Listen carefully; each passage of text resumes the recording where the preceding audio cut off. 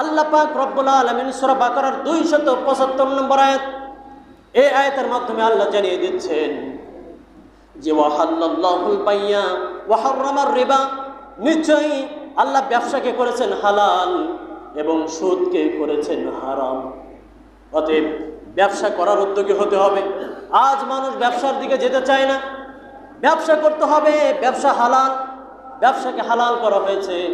আল্লাহ রাসূল বলেন কিয়ামতের ময়দান যেদিন কায়েম হয়ে যাবে, এই কিয়ামতের ময়দানে যারা দুনিয়ার জমিনে সঠিকভাবে ব্যবসা করেছে, দুনিয়ার জমিনে সঠিকভাবে ব্যবসা করেছে, ওজনে কম দেয় নাই, কারোর উপরে কোনো জুলুম করে নাই, সুন্দরভাবে ব্যবসা করেছে, 10 টাকার জিনিস 20 টাকায় ডাবল দামে বিক্রয় করে নাই, চড়া দামে বিক্রয় করে নাই, ন্যায়নিষ্ঠভাবে ব্যবসা করেছে যারা, কিয়ামতের ময়দান যেদিন কায়েম হয়ে যাবে, এই কিয়ামতের ময়দানে যারা সৎ নিষ্ঠুবার ব্যবসায়ী, তারা শহীদ, সিদ্দিকিন এবং সালেহিন, এদের কাতারে কিয়ামতের ময়দানে উঠতে থাকবে। সকলে বলি সুবহানাল্লাহ।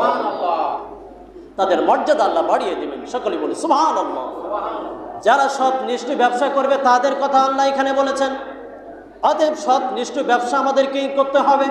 আল্লাহ বলেন আমি আল্লাহ ব্যবসাকে হালাল করে দিয়েছি এবং আমি আল্লাহ সুদকে হারাম করেছি। এই জন্য ব্যবসার উদ্যোক্তা হতে হবে।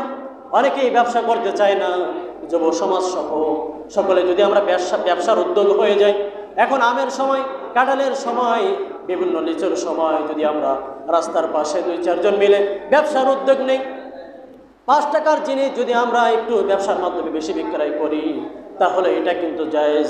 এইভাবে ব্যবসার দিকে আমাদেরকে উদ্বুদ্ধ হতে হবে, উদ্যোগী হতে হবে, সুদ থেকে বিরত থাকতে হবে। আল্লাহ সেটাই জানিয়ে দিচ্ছেন।